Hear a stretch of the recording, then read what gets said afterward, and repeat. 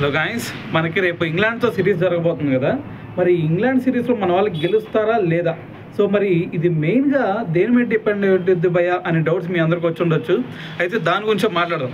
అయితే మనకి అంతకు ముందు నుంచి చూసుకుంటే మనకి మెయిన్ బలం ఏంది? మనకి బ్యాటింగే కదా.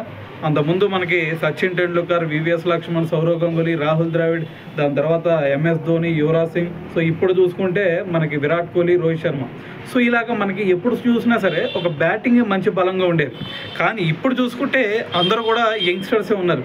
విరాట్ కోహ్లీ రిటైర్మెంట్ ఇచ్చాడు, రోహిత్ శర్మ కూడా రిటైర్మెంట్ ఇచ్చాడు.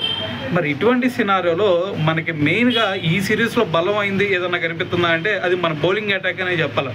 మరి ఈ బౌలింగ్ అటాక్లో కూడా అది కూడా మరి ఇంగ్లాండ్లో జరుగుతుంది కాబట్టి మరి పిచ్తో సంబంధం లేకుండా ఏ పిచ్లో అయినా సరే, ఏ ఫార్మాట్లో అయినా సరే ఎక్సలెంట్ బౌలింగ్ వేసే బౌలర్ ఎవరైనా ఉన్నారా అంటే అది బుమ్రానే కదా. మరి ఇప్పుడు మెయిన్గా మరి మనకి ఇంగ్లాండ్ సిరీస్లో మనం గెలుస్తామా లేదా అనేది మెయిన్గా బుమ్రా మీదే డిపెండ్ అయి ఉంది. ఎందుకంటే మనం మన బోర్డర్ గవాస్కర్ ట్రోఫీలో కూడా చూసాం. మరి బుమ్రా లాస్ట్ మ్యాచ్లో లేకపోవడం వల్ల సిడ్నీ టెస్ట్లో ఎంత ఇంపాక్ట్ క్రియేట్ అయింది అనేది. దాంతోపాటు మరి ఆస్ట్రేలియా సిరీస్లో మరి మన మిగతా బౌలర్స్ అందరూ స్ట్రగుల్ అయినా సరే బుమ్రా ఎంత మంచి పర్ఫార్మెన్స్ ఇచ్చాడు అనేది కూడా చూసాం.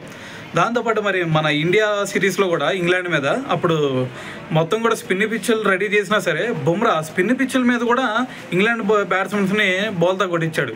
సో మరి ఇటువంటి సినారియోలో మరి రేపు ఖచ్చితంగా మన సిరీస్ గెలవటమా లేదంటే ఓడిపోవటం అనేది ఖచ్చితంగా బుమ్రా మీదే డిపెండ్ అయి ఉందని అయితే చెప్పాలి. సో మరి దీని గురించి మరి ఇంకా వేరే ఎవరన్నా ప్లేయర్స్ మీద డిపెండ్ అయి ఉందా? సో మరి ఇంకా ఎవరు ఈ సిరీస్లో ఇంపాక్ట్ క్రియేట్ చేయబోతున్నారు అనుకుంటున్నారు అనేది కింద కామెంట్ చేయండి.